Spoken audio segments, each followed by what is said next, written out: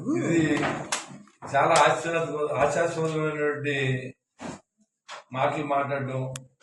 మాజీ ముఖ్యమంత్రి జగన్మోహన్ రెడ్డి గారు వైనాట్ 175 నుంచి 11 సీట్ల వరకు వచ్చినటువంటి వ్యక్తి 151 నుంచి 11 దిగజారి ఇవాళ ప్రతిపక్ష హోదాన్ని ఇవ్వండి స్టేజ్కి వచ్చాడంటే మీరు అర్థం చేసుకోవాలి.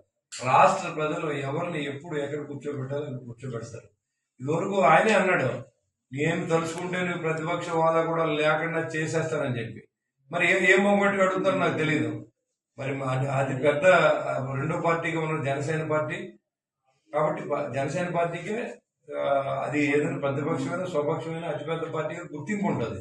అంతే తప్ప జగన్మోహన్ రెడ్డి గారికి ఆయనకి ప్రతిపక్ష హోదా లభించే అవకాశం లేదు రాజ్యాంగం ప్రకారం. అది ఇవ్వాలా ఇవ్వక్కర్లేదు అన్నది సభాపతి గారు ముఖ్యమంత్రి గారు అందరూ ఆలోచించేవలసిన అవసరం ఉంది.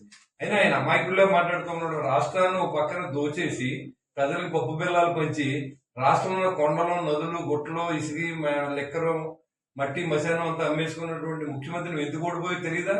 ప్రజలకు తెలుసు. నువ్వు ఇచ్చి డబ్బు అంతా కూడా ప్రజలు కట్టి పనులు. ఇవాళ రేపు పొద్దున్న మనం డబ్బులు ఇచ్చినా, మనం చందాలు ఇచ్చినా, లేదా మనం ఏదైనా నిజంగా కూడా ఇవాళ పెన్షన్ ఇచ్చినా, లేదా ఇంకొక స్కీమ్ ఇచ్చినా అదంతా ప్రజలు కట్టి పనులు. కానీ మేము చెప్తాం రేపు ఇదిగో మీకు మాట ఇచ్చారు, ఇంప్లిమెంట్ చేయాలి. ప్రజలకు కట్టిన పనుల్ని మీకు పెన్షన్గా 4,000 ఇస్తానని ఇస్తాం అంతే.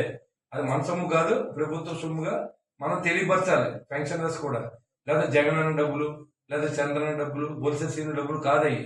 ఇవి మనం కట్టిన పనులైన విషయం ప్రజలు ఎడ్యుకేట్ చేసే ప్రయత్నం చేస్తాము. ఖచ్చితంగా అందరికి ఇదే ఆదేశాలు ఇస్తాం. ఎందుకంటే ఇవన్నీ కూడా ప్రభుత్వ సొమ్ముతో మీకు పెన్షన్ ఇస్తాం. మేనిఫెస్టోలో చెప్పిన దాని ప్రకారం, పార్టీలు మేనిఫెస్టోలో చెప్పిన దాని ప్రకారం మీకు 4,000 ఇవ్వబోతా ఉన్నాం.